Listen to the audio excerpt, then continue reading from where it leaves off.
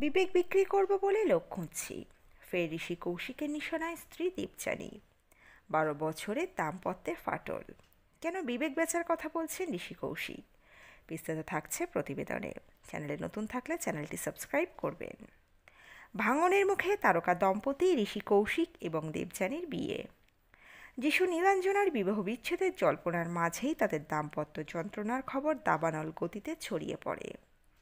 বেশ কয়েকদিন ধরেই অভিনেতার সোশ্যাল মিডিয়ায় মন খারাপ করা পোস্টের ভিড়। অভিনেত্রী দেবযানীর সঙ্গে আর একতলা ছাদের তলায় থাকেন না ঋষি।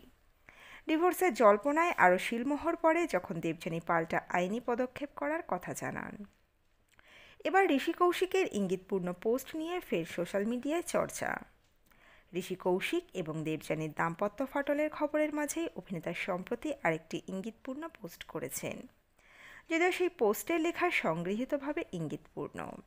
সেখানে লেখা, চোখ বিক্রি করে আমি এই শহরে এসেছি, চারিদিকে তাই কাউকে দেখি না। পথের মধ্যে একজন বলেছিল কান দুটোও রেখে যাও, রেখে এলাম।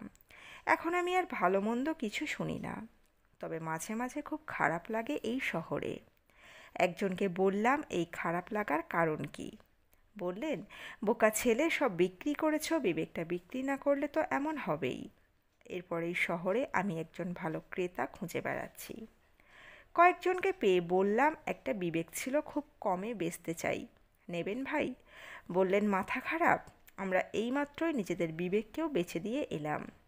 অভিনেতার এহেন পোস্টে সহমর্মী হয়ে ভালো থাকার বার্তা দিয়েছেন অনুরাগীরা। তো বন্ধুরা, এই পর্বে ছিল এতটুকুই। দ্রুত ফিরে আসছি এরকমই নতুন কোনো আপডেট নিয়ে। অজানা গল্প চ্যানেলের সঙ্গে থাকার জন্য সকল দর্শক বন্ধুকে অসংখ্য ধন্যবাদ।